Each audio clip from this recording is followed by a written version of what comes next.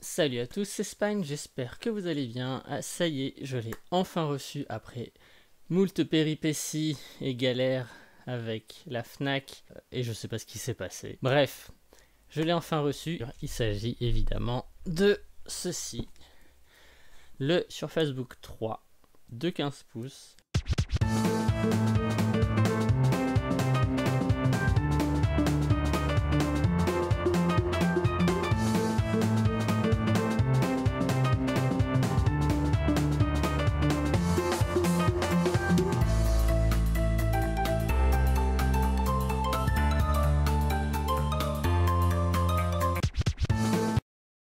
Ça fait un moment que je voulais un Surface Book de 15 pouces, j'avais même hésité à l'époque du Surface Book 2 à prendre le 15 pouces, mais à l'époque il n'était pas disponible en promo quand j'avais acheté mon Surface Book 2 quelques mois après sa sortie. Du coup cette fois-ci je suis passé sur un 15 pouces pour avoir quand même un gain de performance quand même plus conséquent, sachant que j'aurais gagné pas mal en passant du 13 pouces 5 du Surface Book 2 au 13 pouces 5 du Surface Book 3. Mais voilà, donc je voulais un 15 pouces pour avoir un écran plus grand pour quand je me déplace, pour pouvoir utiliser la tablette séparément, sachant que j'ai déjà la Surface Pro X en 13 pouces. Du coup, 15 pouces, c'est une taille d'écran quand même plutôt intéressante. Il sera plus intéressant aussi pour jouer, pour faire du montage vidéo, etc. quand je serai en déplacement, ou simplement quand je partirai voir ma famille dans le sud-ouest ou à La Réunion. Bref, c'était le petit aparté sur ma vie. Il s'agit du Surface Book 3, donc de 15 pouces, avec 256 Go de SSD, 16 Go de RAM, DDR4. Il a le Wi-Fi 6, ce qui n'était pas le cas des Surface Book 2, le Bluetooth 5, il a un processeur Intel i7, il a également une carte Nvidia 1660 Ti, qui est une carte de milieu de gamme, mais qui sera largement suffisante pour faire tourner les jeux la plupart du temps en 1080p. Et enfin, comme d'hab, il a l'écran détachable, le clavier qui contient une batterie. Concernant la connectique, il possède deux ports USB 3 type A 3.2 Gen 2 ainsi que un port USB 3 type C Gen 2 pour connecter un écran ou pour brancher un adaptateur USB type C ou tout appareil en USB type C. Au niveau design, ça n'a pas tellement changé, on va voir ça tout de suite avec l'unboxing. Donc pour ceux qui n'ont jamais vu la boîte du stylet, la voici. C'est vrai que je ne l'avais pas présenté jusqu'à maintenant. J'en possède déjà un de couleur bordeaux. Donc celui-là a été offert avec le Surface Book 3. Donc je l'ai pris.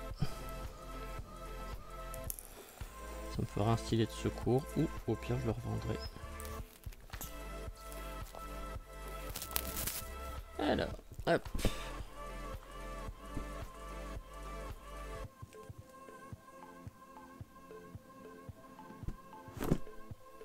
Voilà.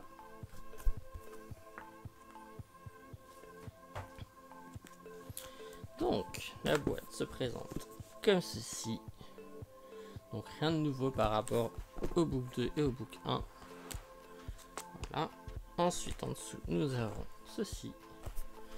Donc, ici, logiquement, c'est l'adaptateur et le transfo. Donc voilà. Donc normalement, ils ont changé le transfo qui est plus puissant. Donc c'est un 127 watts. Il doit être un peu plus gros que celui du 2. Donc, je vais vous faire une idée. Voici celui du 2, voici celui du 3. Donc il est un peu plus petit, mais plus large. Donc a priori, voilà. Donc il change pas tellement. Par contre, effectivement, le Surface Book 3 a un transfo de 127 watts, tandis que le Surface Book 2 en avait un de 102 watts. Ils ont notamment changé car apparemment ça posait problème quand on utilisait beaucoup d'énergie avec son Surface Book 3. Ça avait tendance à pas recharger l'ordi, il se déchargeait tout en étant branché. Ici nous avons de la doc, donc une notice, truc de garantie et un carton. Et donc on va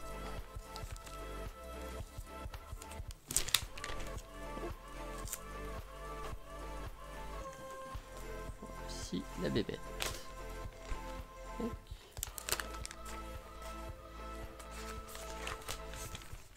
Et voilà à quoi ressemble l'ordi. Donc ceux qui ont déjà vu un sur Facebook, ça n'a pas changé. Cette fois-ci, c'est juste que c'est un 15 pouces. Mais en gros, c'est toujours la même. C'est toujours le même ordi. C'est toujours le même design. Il y a toujours les mêmes ports, si ce n'est le port USB Type C qui existe depuis le Surface Book 2.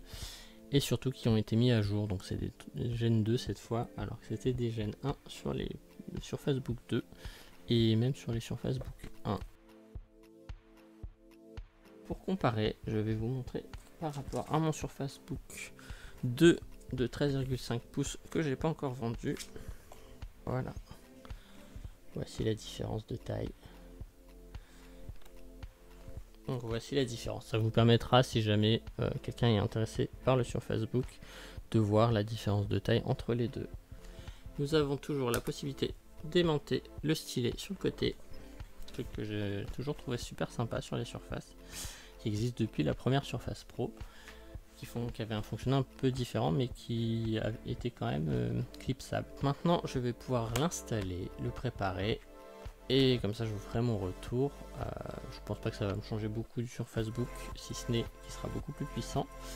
Pour information, au niveau du prix, donc là il y a toujours débat, c'est trop cher, c'est pas assez cher, enfin c'est trop cher, ça vaut pas le prix, etc.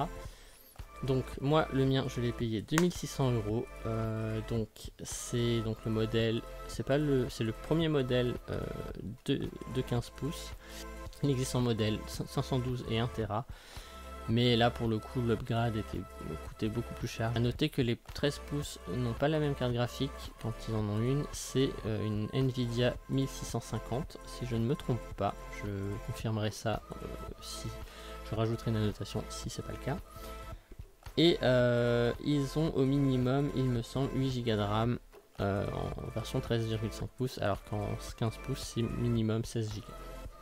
Donc c'est toujours la même RAM, c'est toujours le même processeur, donc un processeur i7 1065 G7 de 10e génération d'Intel.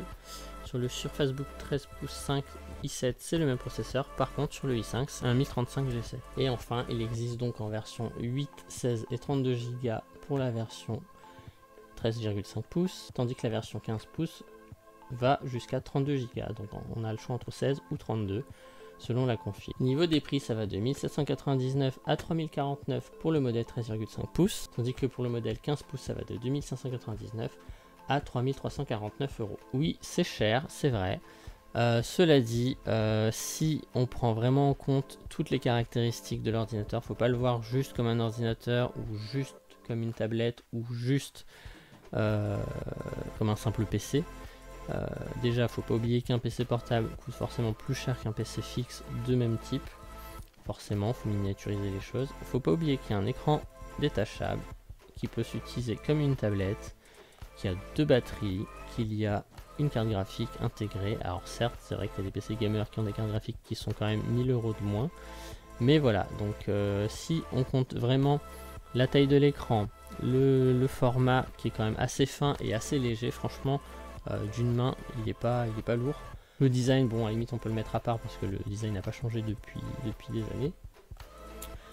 Et le fait que c'est aussi une tablette, c'est quand même pas si cher à se payer, sachant que si on veut, ne serait-ce en tant que graphiste, avoir un PC portable et pouvoir à la fois utiliser un stylet, déjà côté Mac, c'est pas possible. Ensuite, côté PC, il n'y a finalement pas tant d'alternatives que ça. Il y a HP qui a un PC dans le même genre, qui est moins puissant, qui est tout aussi cher, et encore il n'a pas été mis à jour depuis. Donc actuellement il est moins cher mais beaucoup moins puissant, il n'y a pas de mise à jour. Il n'y a pas vraiment de concurrence et d'alternatives au Surface Book. Et si on prend en compte éventuellement l'achat d'une tablette à part, si on veut pouvoir travailler réellement avec, déjà on peut exclure Android où les applications ne sont pas assez performantes ou du moins ne sont pas assez pro pour pouvoir bosser, reste l'iPad. Et donc si on veut un iPad de bonne taille en complément, il faut au moins rajouter quasiment 800 voire 1000 € si on veut un 13 pouces. Et enfin, la grosse vraie alternative, ça aurait été les Mobile Studio de Wacom, qui sont des tablettes PC, mais dont tout est vendu séparément, c'est-à-dire qu'on n'a pas le clavier, Et donc il faut un clavier séparément, c'est beaucoup plus lourd, c'est beaucoup plus encombrant.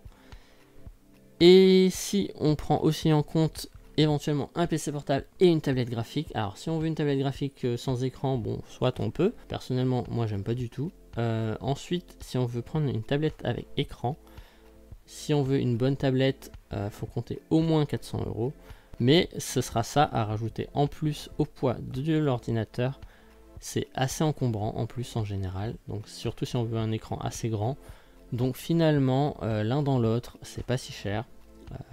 Il y a plein d'alternatives effectivement, mais pour avoir un truc aussi à la fois performant, à la fois tactile, à la fois portable, c'est plus compliqué. Et voilà, en plus il y a un bon stylet. Certes, ça vaut pas ce Wacom, ça vaut pas certains autres stylets qui ont plus de niveau de pression, etc. Moi personnellement, ça me convient tout à fait. Donc voilà, je tenais à faire cette petite parenthèse avant qu'on me dise c'est hors de prix, etc. Faut pas oublier que à la base c'est un produit plutôt réservé aux professionnels plus qu'au grand public. Donc voilà, donc c'est simplement c'est un produit qui est vraiment de niche, qui correspondra pas à tout le monde. Si vous voulez un PC gamer, clairement non, n'achetez pas ça. Si vous voulez juste une tablette pour dessiner, n'achetez pas ça. Si par contre vous voulez à la fois pouvoir bosser, à la fois pouvoir jouer, à la fois pouvoir dessiner, à la fois avoir un grand écran qui soit tactile et une tablette qui soit elle aussi compatible stylet, y a pas vraiment d'alternative. Pour l'instant je connais pas d'autres ordinateurs tablettes ou ne serait-ce que tablettes de 15 pouces. Donc le plus grand en général c'est 12 ou 13 pouces. Donc voilà. Donc maintenant je vais tester tout ça et je vais vous faire mon retour. Alors voilà, ça fait maintenant plusieurs mois que j'ai mon Surface Book 3, que j'ai pu le tester.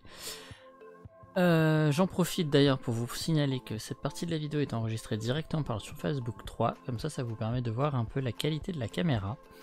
Donc comme vous pouvez le voir, l'image est vraiment nette, donc je l'ai prise à partir d'OBS pour information. Donc qu'est-ce que je peux dire? Franchement le Surface Book 3 m'a vraiment convaincu. L'ordinateur est vraiment puissant, polyvalent, il répond à toutes mes attentes. J'ai pu jouer à mes jeux sans problème. Je vais d'ailleurs vous mettre une capture de jeu que j'ai pu faire, auquel j'ai joué dessus, afin de vous faire une idée. Franchement, ça tourne nickel. Les jeux tournent sans problème. J'ai pu les mettre à fond sans problème. En tout cas, tous les jeux que j'ai testés. C'est pas forcément les jeux les plus exigeants que j'ai testés, mais ça vous donne une idée au moins de ce que vous pouvez faire. J'ai pu faire tourner par exemple State of Decay en 4K sans problème. Ça tourne nickel. Concernant le stylet, rien à dire, c'est toujours aussi bon, donc je ne me répéterai pas. Tous les produits Surface ont à peu près les mêmes caractéristiques sur ce côté-là. Donc je vous invite à aller voir éventuellement ma vidéo sur la Surface Pro X à ce sujet. Le stylet est toujours aussi bon, ça répond bien, l'inclinaison et la pression sont bien gérées. De plus, c'est un vrai plaisir de l'utiliser sur la tablette uniquement avec les 15 pouces. Ça vous fait pas mal de place pour dessiner et c'est vraiment très agréable, sachant que la tablette elle-même est assez légère. Elle fait à peu près le même poids qu'une Surface Pro, vu que tous les composants les plus lourds sont dans le clavier. Donc c'est vraiment un bon point. Et c'est très agréable de dessiner dessus en mode tablette. J'ai eu un petit souci que je voulais vous signaler avec justement ce mode tablette, c'est-à-dire que dès que je remettais la tablette dans le clavier, ça avait tendance à ne pas le redétecter correctement, ce qui fait que du coup ça ne passait pas sur la carte graphique Nvidia. J'ai eu peur que ça soit un bug qui soit récurrent lié à ce nouveau modèle, et en fait au bout d'un moment il y a eu une mise à jour. Cette mise à jour a réglé ce problème, donc si vous avez ce souci, surveillez les mises à jour. Peut-être que votre Surface n'est pas à jour, en tout cas moi ça l'a corrigé, et maintenant je n'ai plus du tout ce problème. Quand je la remets, ça la détecte plus facilement. Et ça passe bien sur la carte Nvidia. D'ailleurs à ce propos, j'ai remarqué aussi une petite amélioration par rapport au Book 2 et au précédent. C'est-à-dire que quand on veut enlever l'écran, maintenant on peut forcer le détachement de l'écran. Alors qu'avant, une fois que la carte Nvidia était utilisée, on ne pouvait rien faire. Ça a bloqué complètement. Alors je ne sais pas si c'est une mise à jour qui a réglé ce problème là ou si c'est propre au Surface Book 3, mais en tout cas j'ai remarqué ça. C'est beaucoup plus souple de ce côté là. Et c'est un peu moins c'est un peu moins pénible de passer de l'un à l'autre. C'était un des principaux défauts que je trouvais sur Facebook auparavant. Sinon, en tant qu'ordi, pas de souci. J'ai remarqué aussi le gain de puissance en streamant, c'est-à-dire que tout simplement quand je streamais sur mon Surface Book 2, l'ordinateur avait tendance à devenir assez lent sous OBS et je ne pouvais rien faire de plus. Rien que de bouger un élément d'OBS, c'était assez lent. Quand je tapais du texte pour par exemple changer mes textes d'overlay, c'était lent. Alors que là, j'ai plus du tout ce problème là. Donc le gain de puissance se ressent ne serait-ce que là, dans ce cas de figure là. Même chose quand je stream, maintenant je peux streamer en 1080p sans problème. Il n'y a plus de soucis de lag ou quoi que ce soit. Ça ne prend plus toutes les ressources processeurs, toutes les ressources graphiques de mon ordinateur. Je peux l'utiliser à côté sans problème. Donc là-dessus, c'est un gros gain de puissance qui est vraiment pas négligeable. Et donc comme je l'ai dit, en jeu pareil, ça marche nickel, tous les jeux tournent nickel. À voir sur la durée. Je ferai peut-être des petites captures de vidéos sur le Surface Book 3 pour vous montrer un petit peu comment tournent les jeux. Comme ça vous pourrez vous faire votre propre idée sur certains jeux que je possède évidemment. Voilà. Alors si je devais donner des points positifs et des points négatifs à l'appareil, je vais commencer par les points positifs. Tout simplement le format 15 pouces est un peu le seul existant, comme je le disais, au niveau des tablettes ordinateurs et des tablettes tactiles avec stylet. Il n'y a pas vraiment d'équivalent ailleurs en 15 pouces. C'est un gros plus, je trouve. Même en 13,5 pouces, c'est déjà pas mal. C'est déjà plus que ce qu'on a chez la concurrence, chez Apple ou Samsung, où ça va jusqu'à 12, voire 13 pouces. Et sincèrement, c'est vraiment très agréable à utiliser en mode tablette. Ensuite, la polyvalence évidemment de l'appareil. Certes, ça a un coût. Mais franchement, c'est un bon appareil polyvalent pour qui veut vraiment avoir toutes les possibilités que j'ai énumérées plus tôt. Voilà, faut pas le voir comme une tablette, faut pas le voir comme un ordinateur, faut pas le voir comme un ordinateur gaming. Faut le voir vraiment comme un tout, comme un appareil polyvalent qui va permettre à la fois de travailler, à la fois de jouer, à la fois de dessiner en tactile, etc. etc. Au niveau des connectiques, je noterai la présence du Wi-Fi 6 qui est vraiment hyper sympa. Le Wi-Fi est vraiment très rapide. Je vous mettrai des captures d'écran de tests de débit que j'ai fait et de téléchargement que j'ai eu sur le Windows Store qui est réputé très très lent. Et sincèrement, j'ai été très agréablement surpris, le Wi-Fi marche très très bien. Ensuite, je suis content que les ports USB étaient mis à jour. Ça fera aussi office de points négatifs, vous le verrez plus tard.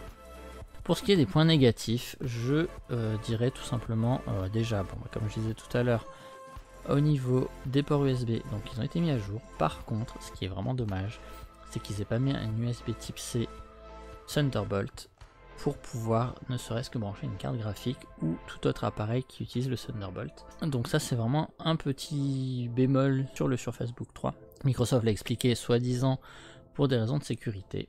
À vérifier si c'est vrai ou si c'est juste une excuse. C'est personnellement le seul point où j'ai vraiment été déçu. Néanmoins, avec la 1660 Ti de Nvidia, il y a quand même de quoi faire, c'est quand même raisonnable et c'est quand même assez polyvalent et puissant pour pouvoir faire tourner pas mal de jeux dans de bonnes conditions. Ensuite, toujours les principaux défauts que j'ai toujours reprochés sur Facebook, la disparition du kickstand sur la partie tablette. Chose que j'adore sur les Surface Pro, les Surface Go et compagnie. L'absence de tout port sur la partie tablette, ce qui aurait pu être un plus, ne serait-ce qu'un port micro SD, pouvoir éventuellement augmenter la capacité de la tablette seule. Ce qui fait que dès qu'on la décroche du clavier, si on a enregistré quelque chose sur le port SD, il faut penser à le rapatrier sur la partie tablette. Et enfin, je rejoins quand même les gens qui trouvent que c'est trop cher. C'est vrai que c'est cher, c'est surtout... C'est pas tellement le prix qui me dérange le plus, c'est plus le fait que le modèle de base que j'ai acheté en 15 pouces ne dispose que de 256 Go de SSD. Et je trouve ça quand même assez léger pour un appareil qui se veut professionnel, sachant que déjà mon modèle précédent avait 256 Go et n'était pas le premier prix des modèles que j'avais acheté à l'époque. Et je trouve ça un peu dommage parce que du coup ça fait que ça manque un peu de mémoire Et comme en plus le port carte SD, comme je le disais, est sur la partie clavier, ça fait que en mode tablette, c'est très limitant. Reste qu'il y a le cloud qui fonctionne très bien. Donc moi, heureusement, j'ai un OneDrive, donc je m'en sers énormément pour ça, mais ça prend quand même de la place sur le SSD.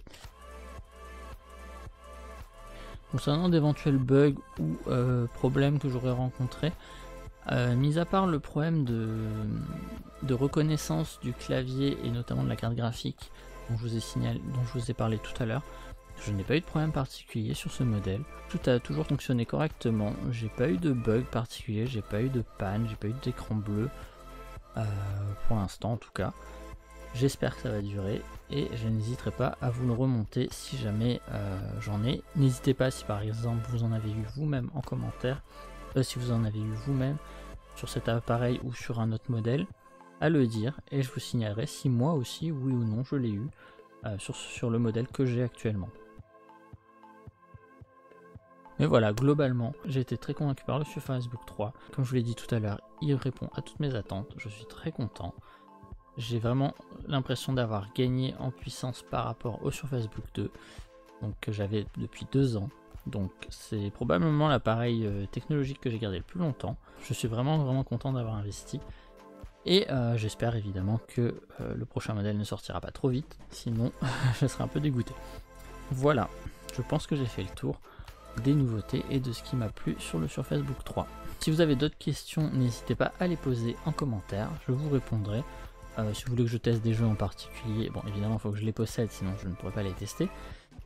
Sachant que je ne suis pas un gros joueur PC, donc voilà. J'espère que la vidéo vous a plu, je l'attendais depuis longtemps, je suis content de l'avoir reçue. J'espère que la vidéo vous a plu, n'hésitez pas à laisser des questions, des commentaires si vous en avez, je tâcherai d'y répondre si je peux.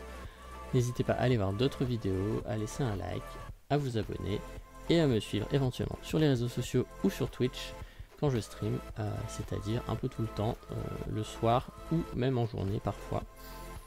Voilà, donc je vous dis à très bientôt pour une nouvelle vidéo, c'était Spine, salut!